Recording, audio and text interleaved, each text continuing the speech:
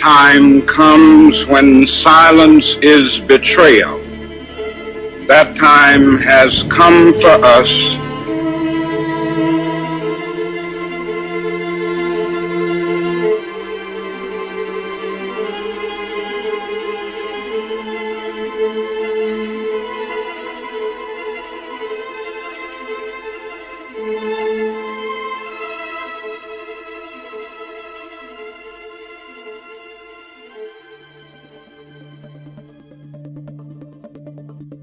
Individuals always played a substantial role in the growth of civilizations and made substantial course corrections to history. They stay ahead of the curve, don't get pulled down by existing environments, and rise above the rest and take the lead, thereby moving history further. Aristotle, Da Vinci, Einstein, Gandhi, and Martin Luther King Jr., to name a few. Many others may not have become that popular, but their contribution to history is no less significant. Sophie Scholl is one among them. It was February 22nd, 1943. War was imminent in Europe, and the Eastern Front was getting ready for the Battle of Stalingrad. Eyes were focused on the massive bloodshed and control of territory, while there was a significant occurrence on the streets of Munich. 3 college students, Christopher Probst, Hans Scholl, and Sophie Scholl, were put on trial for treason for being part of a resistance movement called the White Rose.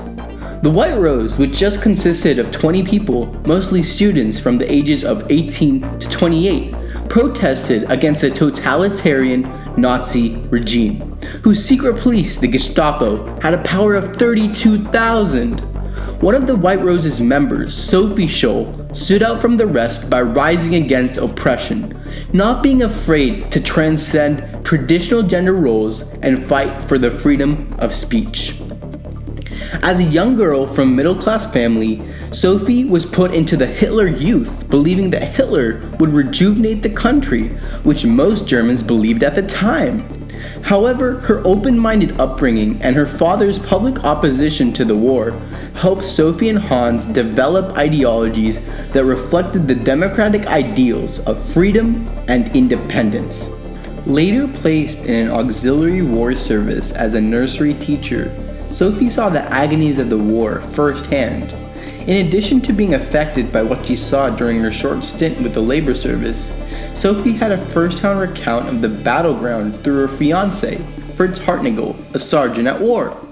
Through rather descriptive letters touching on the war's bloodshed and peaks of Jewish internment camps, Sophie remained adamant that the war was ultimately detrimental to society.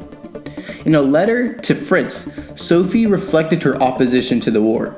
Quote, "For me, the relationship between a soldier and his people is roughly like that of a son who swears to stand by his father and his family through thick and thin.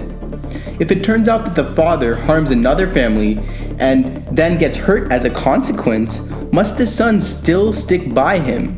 I can't accept it. Justice is more important than sentimental loyalty." End quote. Though hesitant at first due to concern for his sister's safety, Hans eventually let Sophie in on the secret of the White Rose, which was in its early stages at the time. As a response to the bloodshed Sophie had read about and shared with the members of the organization, the White Rose decided to use passive resistance as its weapon against Hitler.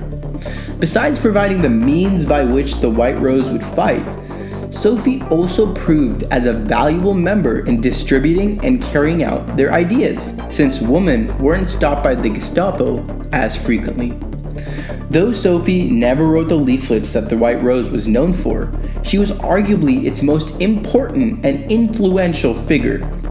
As a young 21-year-old girl in Nazi Germany, her life was completely whitewashed with traditional gender roles, which she overcame through her wit and tenacity.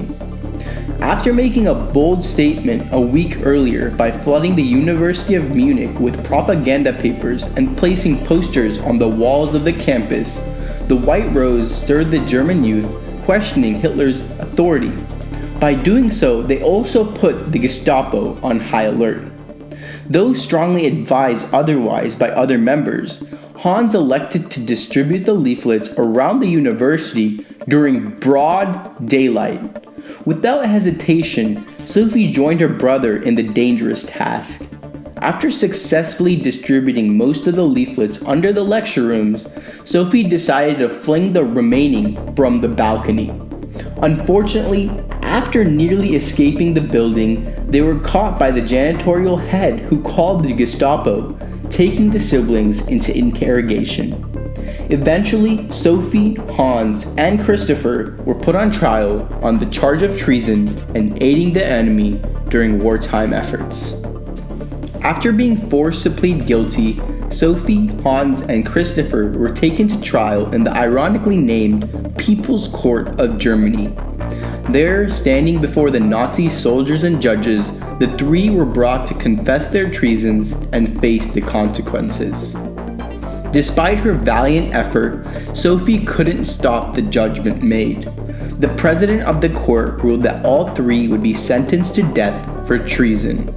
In addition to the ludicrous hearing, the three were ordered to be executed by guillotine the very same day, instead of the 99 days that were to be allocated. This immediate execution was most likely an attempt to stop media attention to the trial from reaching sparks and to act as a deterrent for others from engaging in protesting. However, the effort proved futile, as the very next day, papers in Germany and around the world were flooded with the headlines with the young hero's name. Not only did it spark a questioning of Hitler's rule, but it ignited a flame across the world. In fact, inspired by the words of the young girl, Helmuth James Graf von Moltke, Sophie's interrogator, decided to smuggle the final leaflet to Britain in an attempt to bring international attention to the bold sense of freedom provided by German youth in revolt against such injustice. In July later that year, Allied planes flew over the city of Munich. However, not to bomb like many times in the past, but to spread the words of the young heroes. Titled The Manifesto of the Students of Munich, copies of the leaflets were dropped to share peace and justice, the main ideals of Sophie Scholl and the White Rose. After the end of the Nazi regime and the upbringings of a democratic Germany, Sophie Scholl became the face of the White Rose. In fact, it can be noted that Sophie contributed a significant amount to rehabilitating Germany's international image. Her legacy can be traced to Germany's current leader, Angela Merkel. As a now extremely democratic country that lives on the foundation of freedom and justice for all, Germany has been the biggest advocate for human rights under Chancellor Merkel. From the Syrian refugee intake to the fight for Palestinian rights, Germany and Merkel have stepped into the spotlight of the fight to maintain core democratic ideals. Merkel has also visited the school Sophie worked at as a kindergarten teacher numerous times, stating that she has been inspired by the work of Sophie and others and wishes to pay her respects to them through her political actions. Her message and story will never fade and are ever so significant today, with the uproar and fight against what many feel is injustice and backward logic. Additionally, it is worth noting that though there were multiple movements such as the White Rose within Germany and Poland, Sophie Scholl remained a symbol of German rehabilitation due to her brilliance at such a young age during a patriarchal, oppressive society. A symbol for justice, freedom, and independence during times of injustice and tyranny. This symbolism is not to be taken lightly. In fact, if anything, it should be looked at as a reflection of the best of humanity. Sophie may not be as popular as some of the big names, but her contribution to democracy, freedom of speech, and standing up for what is right is no less. In the final words of Sophie herself, "The sun is shining even in the face of evil and bloodshed, as long as there is someone that fights for what they believe in."